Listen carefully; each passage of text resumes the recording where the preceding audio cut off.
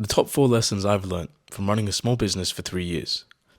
When you run a business, whether it's a small business, a big business, um, maybe it's a business where you're just the one main person and then everyone else is contractors, um, you'll notice that you spend a lot of time and your effort doing almost everything at the beginning. You'll be trying to do all the sales by yourself. You'll be trying to do all the operations by yourself, all the human resources, all the accounting and finances. But that's not feasible long term. If you were already coming from a different job, you've just really gotten yourself a new job. You haven't really gotten yourself a business because a business is able to run, you know, with less of your input. Like obviously it'll run better with your own input, and especially in the earliest days, your input as the owner or the founder is very important. One really important lesson that I've learned is that you can't do everything. And this took me a lot longer than I'd like to admit to actually understand and realize. Because when you start a business, you are working on everything. And if you love that business, if you love what you're doing for your customers, then you're obsessed. Like you're staying up until the middle of the night working on it because you enjoy it that much. Like you don't really think of it as work. You think about it almost like something that you're building, something that will last a long time if you put all the pieces together in the right way. So the first thing is just if you can't do everything, and you really can't do everything because you'll just burn out. I remember when I first started my business, I mean, it's only been a few years, but I was working nearly every day for a long time. Like I was working pretty much 7 days a week for 2 years, and I would only have a couple of weeks break every year. But I was trying to work as many days as I could, as many hours as I could, and even though the days that I wasn't, even on the days I wasn't working directly for money, doing client work, I was doing a lot of work outside of it, like just working on the website, working on the finances, just trying to put all the bookkeeping and accounting together and pay my staff. It was a lot to handle, and I think every business owner feels overwhelmed at some point. They feel like, there can't possibly be a way to manage all of this by themselves. And they're right. You can't manage it all by yourself. You have to get a team. You have to get people who are professionals at what they do to help you streamline your business. So for me, this came in hiring accountants, like having some accountants that could actually do everything that everything that I was doing okay, but in a really good way, because they're professionals at that. That they just do accounting. They're specialists at accounting. And if you hire accountants, you don't have to hire like an in-house accountant, but especially if you don't have enough money to in a small business, but there's so many services now where you can basically subscribe or pay a monthly fee to an accounting firm and they will do much of the things an in-house accountant does.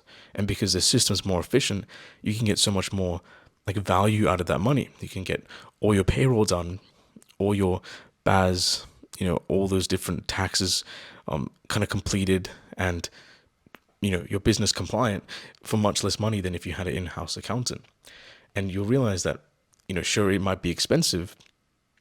Like it'll definitely cost you some, few $100s a month.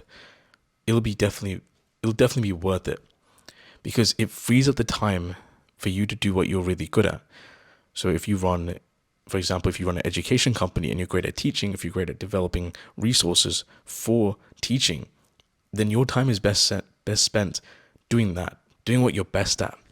The accountant's time is best the accountant's time is best allocated towards helping you, I guess, helping you kind of keep track of your business expenses, keep track of your taxes, and because they're professionals, they know a lot more than you, and it's almost impossible for you to actually know as much as them in that area because you're so busy kind of doing your own thing, focusing on your specific area. And they can give you some great advice. So the ones that I used, I used Beanie, like Beanie Australia. They run this subscription based model where you can basically subscribe to accounting services. Most businesses are now becoming subscription based models. Even the lawyers that I use are subscription based models now, and it's a lot better for the customer. It's a lot better for the business as well because they get recurring income regardless of how things go, and you get perks as well. So consistent service and normally at a much lower price. So it made a huge difference in my business because it freed up tens of hours, like at least I reckon probably 40 hours, a whole work week, a month that I was wasting doing accounting, wasting doing all the paperwork and worrying about whether I did it correctly.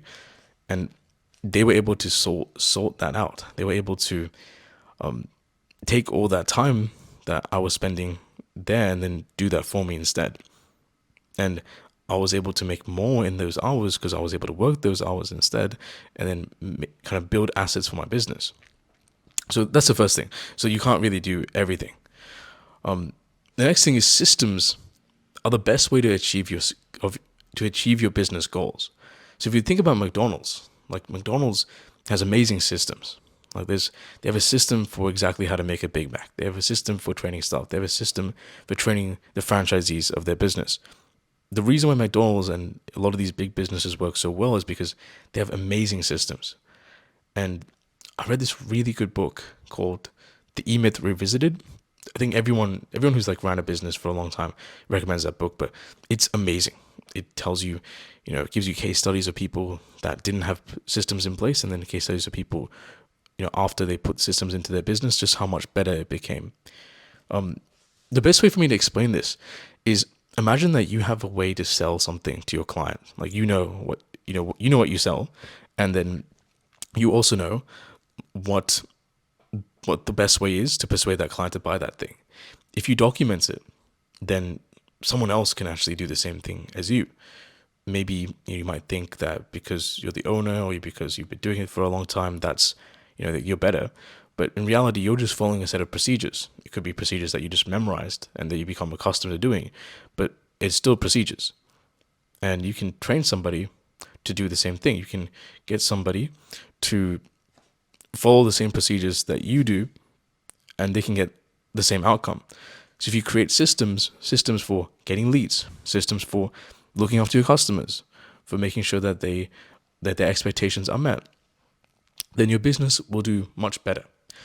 And especially systems are important for your staff because you don't want your staff just, thinking about what to do all the time. Like ideally it should be plug and play. Like your business should be, staff come to work, they know exactly what to do with each person.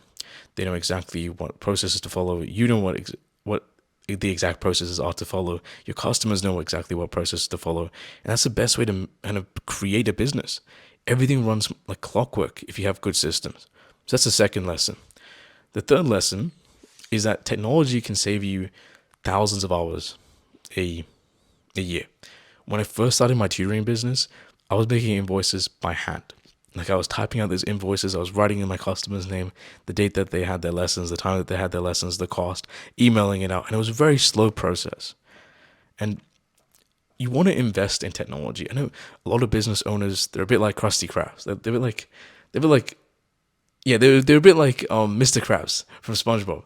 Like they kind of want to pinch every penny. They want to save as much money as possible. They can be a bit stingy, or that's at least a stereotype.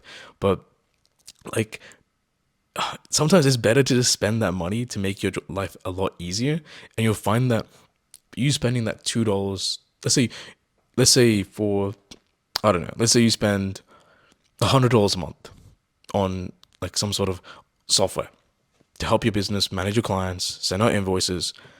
The thousands of hours that you save every year, that's also worth money because you could have been working those times. You could be building your business. And the CRM, the client management software, whatever thing that you use to manage everything, that can make your business like so much more efficient. Like for me, I was able to make hundreds of invoices within a matter of 2 seconds every week.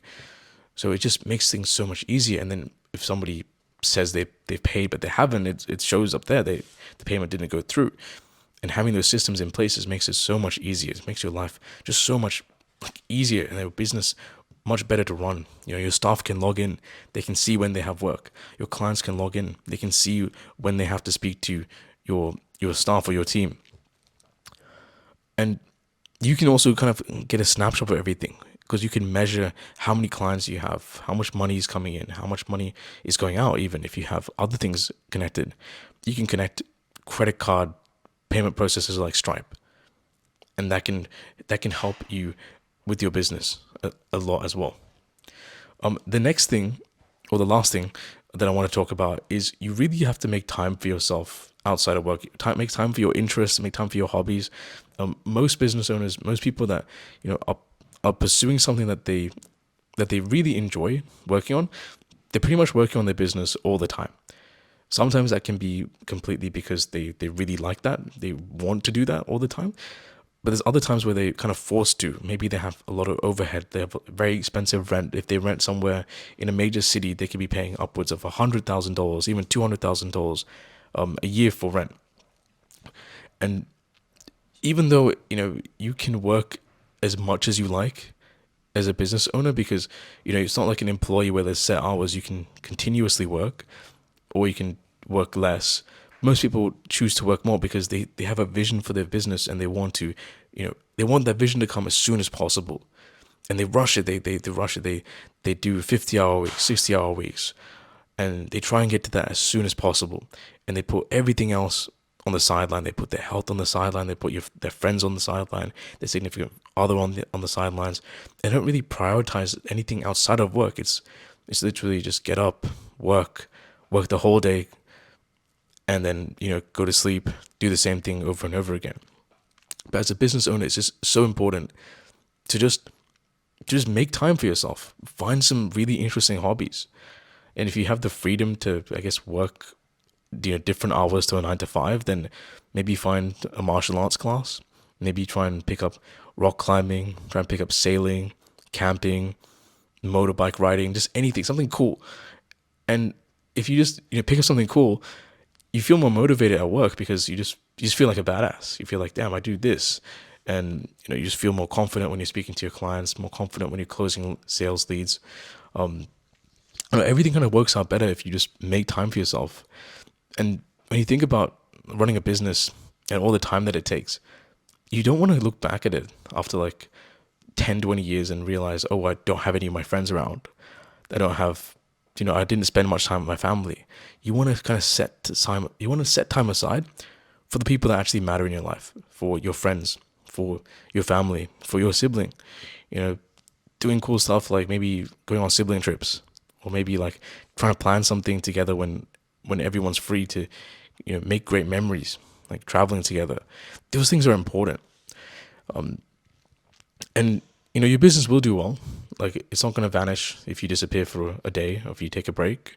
I was always worried that would happen, but sometimes it's easy to kind of delegate some work out to other people and then take a break yourself, recharge, do interesting things, explore your city, explore your state. For me, living in Sydney, Australia, living in New South Wales, there's so many beautiful places to explore, to go hiking. And me taking some time off my business, every so often to go and explore those places really revitalizes myself and revitalizes me and helps me bring my best to my clients, bring my best to my business and leading my staff.